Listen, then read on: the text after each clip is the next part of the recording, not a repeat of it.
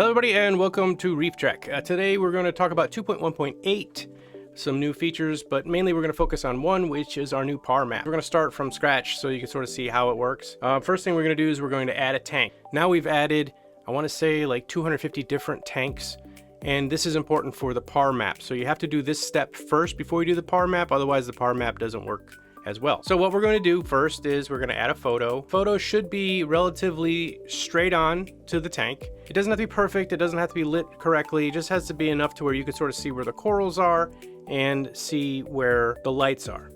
So I'm going to pick this one here. It's kind of an older photo of a new tank I put in my basement. Currently it's around 150 gallons for the display part, and then underneath I have a 40-gallon sump. So we'll just say a total of 190 gallons. The tank model. Now we have added a ton of tanks in here. This particular tank is kind of a weird one, so it's a good example for me to show you. It's kind of a strange tank. It doesn't actually fit any of the other tank brands, but just wanted to kind of show you that we do have quite a few tanks in here now. And what we've done is we've added in all the dimensions and how many gallons it is for you. But for this particular tank, it's kind of a weird one, so I'm going to add it as a custom tank. Now for adding a custom tank, we're going to go down below, and this is where we're going to add in how big it is. So this one is strange. It's 48 inches long. So it's kind of a strange one. So we're going to save that one. And there we go. There's our basement tank. To access the par module, all you got to do is click the tank. You're going to go into the tank, and then now you see this little pill up here that says new. You don't have to click that. Anywhere on the tank itself you can click, and it opens up the par map. So now we're going to choose a photo for the par map. Now it doesn't have to be the same photo, and it can be different. So this one, we're going to use the same photo. But for example, is say if you have a really nice picture of just some coral, and that's like the picture you want to use for your tank, great. But for a par map, it doesn't work that well. So you still want a picture that's as close to being straight on as possible. There's our tank. And as you can see, we can crop it to where we have as much of the tank as possible. Now we have a space above the tank here. There's some space above the top of the rim, and we don't want that for the par map. So we want to bring this down right to the top of the tank. And we're going to use this as our crop. If you have a par meter, you can come in here and add your par meter measurements. I do have a par meter, and I have done my par measurements for this. But if you don't, we're going to cover that in a minute. That's what you can do with the configure section. On this particular one, all you have to do is you click.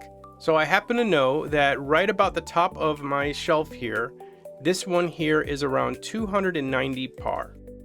And I can say here that I want to label that as, I don't know, I'll put stylo because I think that's my stylo. And hit save. And you see it adds it as stylo. Great. And then over here, right above my Hollywood Stunner is, this one is actually about 190. And then down here at the sand bed, we have around 120. And this will just put sand. Okay, and then I do happen to know that right now I've got two Kessel 500s up top here, but we're not going to put those today. We're going to show you some different lights. But for fun, I'm just going to put up here, and this one is around 390 up near the surface. Okay, so there's roughly how we do it. You can add as many as you want. I think I set it to where you could add like 35 total par measurements if you want. Go for it. So then that shows kind of where the breakdown is. If you go to measured, now it makes a gradient map. So you can sort of get an idea that, okay, so I only measured here and this was 390. So roughly about here to here is going to be, from side to side, is about 390 just from the spread. And then you can see how it gradiates down to sand bed is. The next one is more of a fun tool that you can play with. So these two are, this is your photo, this is where you add it, and this is where you can sort of see the gradation to kind of get an idea that, oh, look, there's kind of this pocket over here that's not as well lit. So maybe that's where I want to put some coral that are not into heavy light. But maybe up here is where I want to put some stuff if I need like some acroporas or something like that that are really heavy light users, then we would put them up there. I also have one other thing I want to tell you about. We also have PUR, which is a different type of measurement, which is more about how much the coral can use. This is your actual par. This is one that's probably most everyone's going to use, but I did do the math conversion so that you can convert. If somebody says, well, that's great and all, that's your par reading, but what's your per reading? You can tell them what that is. So this one is more of an estimator, and this is more of a fun tool to play with. What we've done is added in every single light that I could possibly think of, which is most, but not all. And what we're going to do here is we're going to add a light. And I'm going to say we're going to add some radion. And we come down here, we have XR15 blue. And what we're going to do here is we're going to say that the XR15 blue is dead center of the tank. Now the dimensions you're going to see here are the dimensions that we put in for our tank. And that's why I said earlier on, it was kind of important to set the actual tank there so you can see the dimensions. My tank is very narrow but quite wide. And we're going to say that that is currently roughly around 12 inches above the tank. And you can go up or down from here. And with that, you can see that there's a gradation now in this tank. It shows that there's sort of this bright area.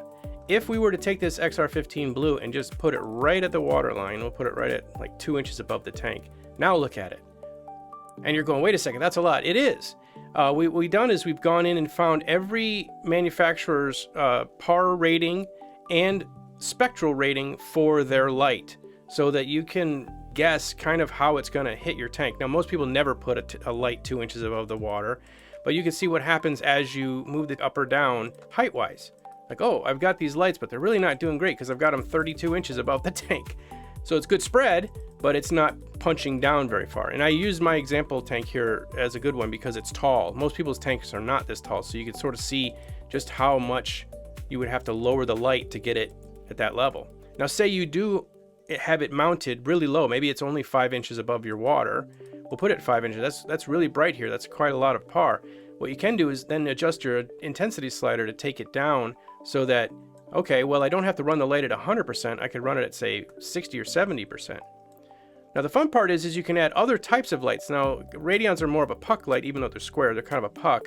You can add a light that's maybe a long light. So what we're going to do is we're going to add AI blade and make it 48 inches because my tank is 48 inches wide.